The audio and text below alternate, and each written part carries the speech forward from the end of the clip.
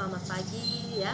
Selamat pagi menjelang siang untuk semuanya. Apa kabar? Mudah-mudahan semuanya tetap dalam keadaan sehat walafiat. Amin amin ya robbal alamin. Well, ladies and gentlemen, yeah, I have sent to you about your assignment just now that please you write down. Please explain about how to solve the problem, about some problems that I have told to you, ya. That here I have some problems of Master of Ceremony, ya. Jadi untuk minggu-minggu yang lalu saya kan sudah mengirimkan beberapa kisi-kisi materi dalam kepewaraan ini, ya. Dan untuk hari ini, karena hari ini adalah pertemuan kita yang selanjutnya atau materi dari teori pembahasan kita yang terakhir, yaitu tentang problems about Master of Ceremony and how to solve it, ya. Oke, yang pertama nih, masalah yang pertama. Jadi saya sebutkan dulu masalah-masalahnya, ya. The first is about ketidakhadiran dari pengisi acara. Yang kedua, mati lampu. Yang ketiga, kerusakan peralatan. Yang keempat, MC yang tiba-tiba sakit. Yang kelima, yaitu gangguan alam. Yang keenam, acara yang undur atau dibatalkan. Dan yang terakhir yaitu tentang audiens yang membludak, ya. So I have asked to you to give your explanation how to solve this problem, ya. And then in this occasion I want to give you about the conclusion about all of the problems here, how to solve this problem, ya. Oke. The first about ketidakhadiran dari pengisi acara, ya. Oke, di sini ya tugas kita itu sebagai Master of Ceremony. Jadi orang yang memandu acara itu dari awal sampai dengan akhir. Nah, kalau misalkan dalam acara tersebut ada masalah, ya teknis acaranya yaitu bahwa pengisi acara yang akan mengisi acara tersebut hilang atau tidak hadir. Nah, bagaimana cara mengatasinya? Ya, di sini kita sebagai MC, jadi masalah pengisi acara itu bukan wewenang kita. Kita hanya mengisi acara atau memandu acara. Masalah ketidakhadiran pengisi acara itu adalah tanggung jawab panitia. Nah, jadi kita sebagai MC ya, kita harus siap untuk mengganti nama yang akan disebutkan. Nah, jadi di sini apabila pengisi acara utama itu tidak hadir, nanti panitia itu mempunyai cadangan pengisi yang lain. Nah, misalkan dari namanya si A, kemudian akan diganti menjadi namanya B. Jadi sebagai seorang MC kita harus bisa menyebutkan namanya itu siapa, gelarnya itu bagaimana cara penyebutannya. Oleh karena itu seorang MC itu kan seharusnya bisa selain bahasa Indonesia, ya. Contohnya misalkan bahasa Inggris. Jadi misalkan gelar-gelar yang diberikan itu menggunakan gelar bahasa Inggris, ya kita harus bisa menyebutkannya, ya.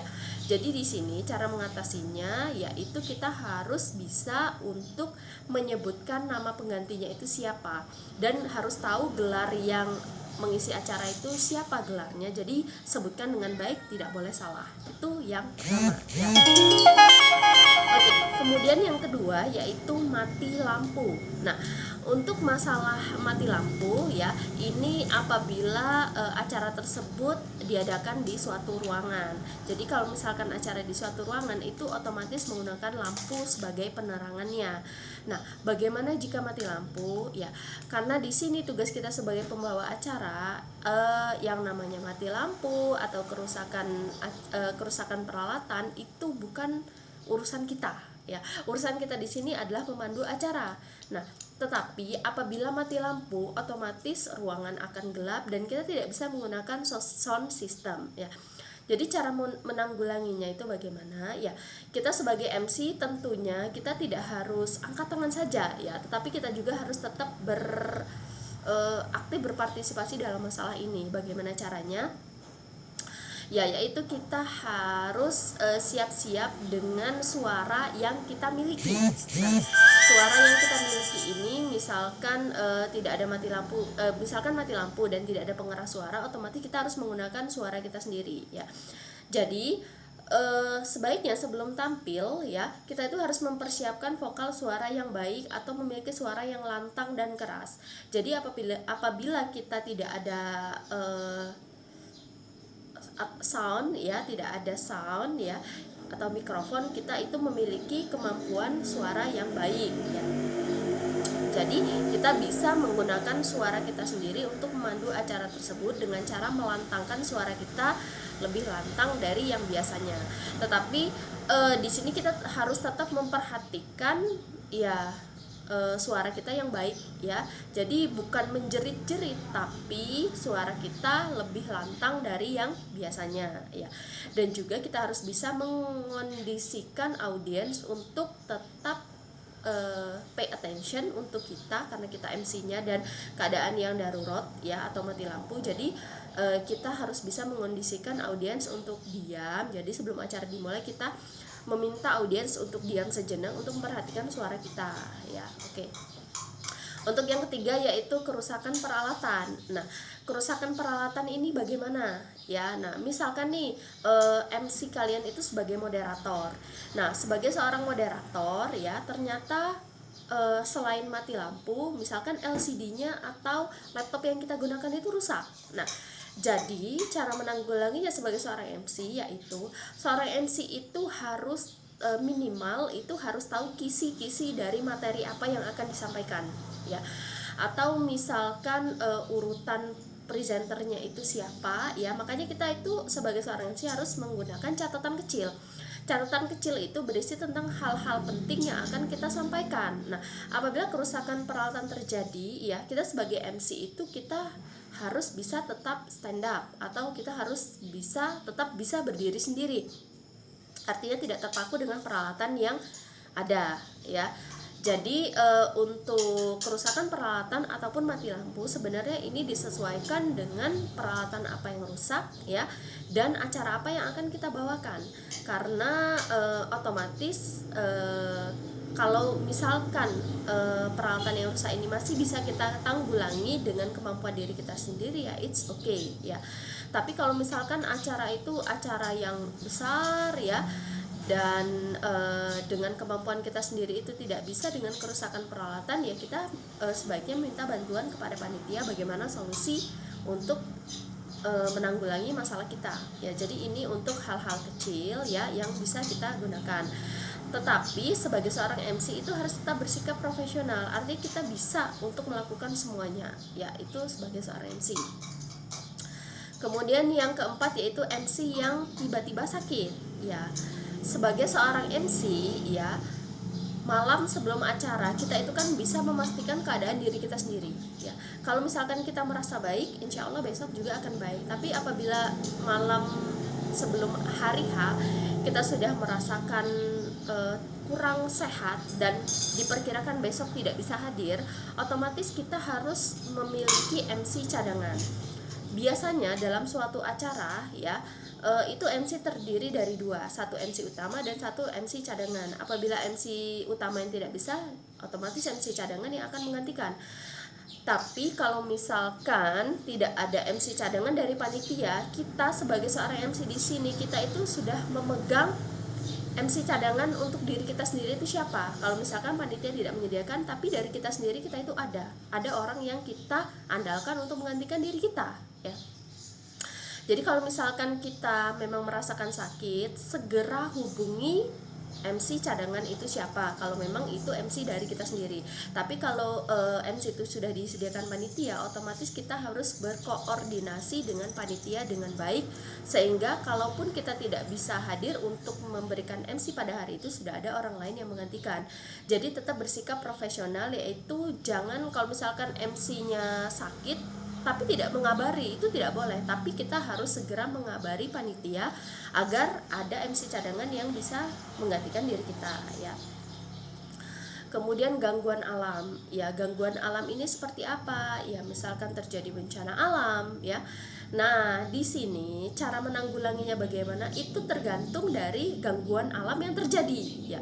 Ya kalau misalkan kita sedang mengisi acara tiba-tiba tsunami, ya, hujan petir dan sebagainya, yang sebagai manusia atau sebagai MC kita itu tidak bisa menghindarinya, ya sudah, acara itu di stop. Masa iya terjadi hujan petir badai kita tetap ber-MC ya, itu kan sangat bodoh sekali ya. Nah, jadi kalau misalkan kerusakan alamnya ini sangat berat ya, otomatis acara tersebut akan bubar ya. Tetapi kalau misalkan gangguan alamnya itu masih bersifat kecil ya, contohnya misalkan hujan ya, atau misalkan terjadi angin ya, ya kita kalau misalkan hujan ya hujan itu kan masih bisa kita kondisikan dengan cara ya kita berhenti sejenak dan memperhatikan hujannya seperti apa. Kalau hujannya hanya gerimis-gerimis biasa, ya kita bisa menanggulanginya yaitu dengan tetap dengan tugas kita sebagai MC ya, ber-MC dengan baik ya. Kalau misalkan angin ya, angin itu kan bisa kita tunggu ya, bisa kita tunggu sebentar ya, setelah itu acara bisa kita lanjutkan kembali ya. Jadi untuk gangguan alam ini tergantung gangguan alam yang seperti apa untuk kita mengondisikannya ya. Atau misalkan di sini ya, sebagai MC kita itu juga bisa membantu orang-orang di sekitar kita apabila gangguan alam terjadi, yaitu dengan mengondisikan peserta ya atau audiens yang ada di acara tersebut. Misalkan dengan kita menggunakan mikrofon kita bisa berbicara, mengingatkan dan lain sebagainya ya. Oke, kemudian bagaimana dengan masalahnya nih apabila kita sudah prepare dengan baik, kita sudah ready, ya tiba-tiba acaranya diundur atau dibatalkan. Ya, kalau memang acara ini dibatalkan, ya otomatis kita tidak akan menjadi seorang MC selamanya karena namanya batal ya.